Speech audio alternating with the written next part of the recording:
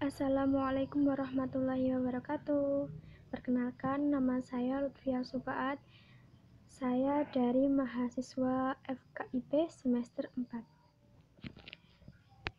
Di sini saya akan menjelaskan mengenai asesmen psikologi bab 5 tentang observasi.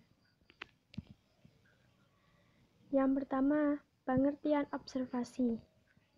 Istilah observasi berasal dari bahasa Latin yang berarti melihat dan memperlihatkan.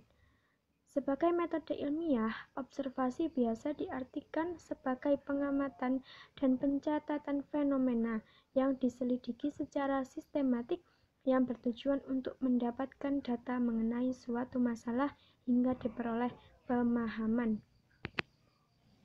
Selanjutnya, tujuan dari observasi adalah yang pertama, untuk keperluan asesmen awal dilakukan di luar ruang konseling. Yang kedua, sebagai dasar atau titik awal dari kemajuan klien. Yang nomor tiga, untuk mengetahui perkembangan anak-anak pada tahap tertentu. Dan yang nomor empat, digunakan untuk memberi laporan sebagai informasi kepada pihak terkait. Selanjutnya, jenis-jenis observasi. Yang pertama, observasi berpartisipasi, yaitu konselor terlibat dengan kejadian konseling yang diamati.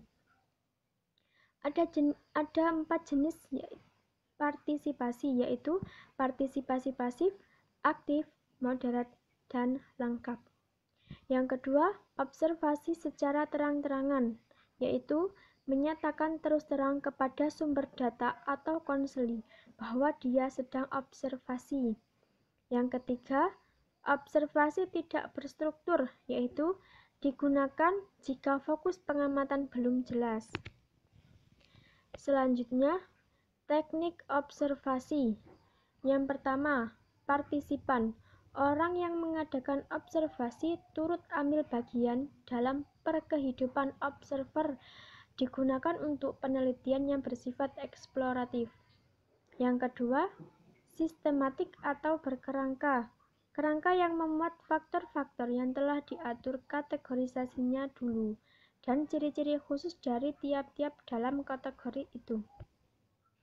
Yang ketiga, eksperimental adalah cara penyelidikan yang murni untuk menyelidiki pengaruh kondisi tertentu pada manusia. Selanjutnya ada langkah-langkah observasi. Yang pertama, pelajari dulu apa itu observasi. Yang kedua, pelajari tujuan pengamatan. Yang ketiga, buat cara mencatat yang sistematis. Yang keempat, lakukan dengan cermat dan sistematis. Yang nomor 5, catat masing-masing gejala secara terpisah menurut kategori. Yang keenam, waktu yang tersedia. 7, hubungan dengan pihak yang diobservasi. Dan terakhir, intensitas dan ekstensi partisipasi. Selanjutnya ada instrumen observasi. Yang pertama, ada catatan anekdot, yaitu catatan khusus mengenai hasil pengamatan tentang tingkah laku anak yang dianggap penting. Yang kedua, daftar cek, sebuah catatan yang tertulis berisi kemungkinan jawaban yang benar. Dan yang ketiga, skala penilaian. Suatu tingkah laku, sikap yang diobservasikan dijabarkan dalam bentuk skala. Ada hal yang perlu diperhatikan ketika observasi. Yang pertama, di mana observasi dapat dilakukan. Yang kedua, siapa yang akan diobservasi. Yang ketiga, data apa yang harus dikumpulkan. Yang ketiga, mengetahui cara mengumpulkan data. Yang keempat, mengetahui cara-cara mencatat hasil observasi. Dan yang kelima, data apa yang harus dikumpulkan. Selanjutnya ada kelebihan dan kekurangan observasi.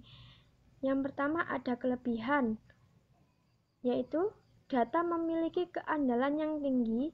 Yang kedua, dapat melihat langsung apa yang dikerjakan. Yang ketiga, dapat menggambarkan lingkungan fisik dari kegiatan. Yang keempat, dapat mengukur tingkat suatu pekerjaan. Dan kekurangan dari observasi adalah 1. Orang yang diamati merasa terganggu, dapat mengganggu proses yang sedang diamati. Orang yang diamati cenderung melakukan pekerjaannya dengan baik dari biasanya dan sering menutup-nutupi kejelekan-kejelekannya. Oke, terima kasih. Wassalamualaikum warahmatullahi wabarakatuh.